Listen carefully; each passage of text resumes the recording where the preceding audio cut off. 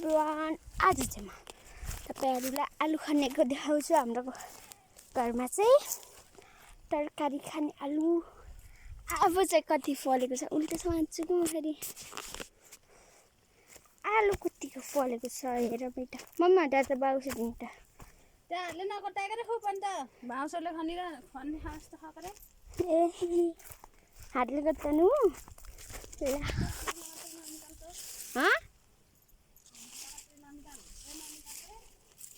निकाल हेर्नु त हाम्रो आलु कस्तो ठुलो भएको छ।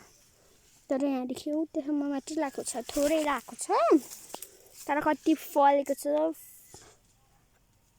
के रे दुःखको फल कस्तो हुन्छ त्यहाँ हेरौँ। मेहनतको फल के मेहनतको देख्नुभयो कोठारै पाएँ त मैले त कोद्धेरै फल्यो नि। ओहो आलु त तन्नै छ त क्वाप्पो पार्दा बित्तिकै निकाल्छ त्यस्तो के हो हेर्नु त यस्तो फल्यो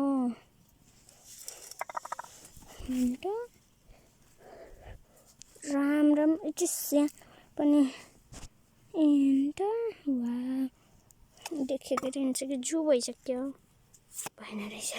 हेर्नु न अब चाहिँ यो आलुको चाहिँ हामीले के बनाएर खाने भन्दा पकौडा बनाएर खाने। पकौडा प्याजी त्यत्रो बुटा नखाने एउटा ठुलो बुटा खान्ला। हेर्नु ए कति धेरै फलेछ। ननिकाल जम्मै ननिकाल एउटा बुटामा मैले सबै निकालिदिउँ त चाहिँ मम्मीले खाँदैन मलाई पनि देखाइदियो अझ त्यो सानो बुटाबाट नखान। हेर्नु त अनि त्यो सानो बुटामा नि कति धेरै फल्यो। ए हेर्नु रातो आलु पो रहेछ। यो रातो आलु देखाएको छ त्यो सेतो आलु हो। ए ए यसो त होइन हो नि हेर्नुहोस् सेतो आलु कति धेरै फल्यो नि चुन्ट्यो रे।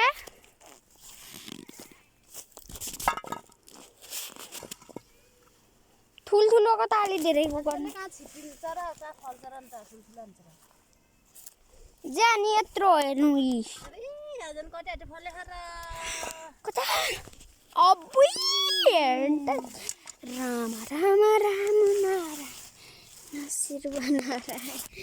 ल है म भन्छु हजुर देखाउन अब शिवरात्रिमा यस्तै गरेर आलु चोर्न जानुपर्छ।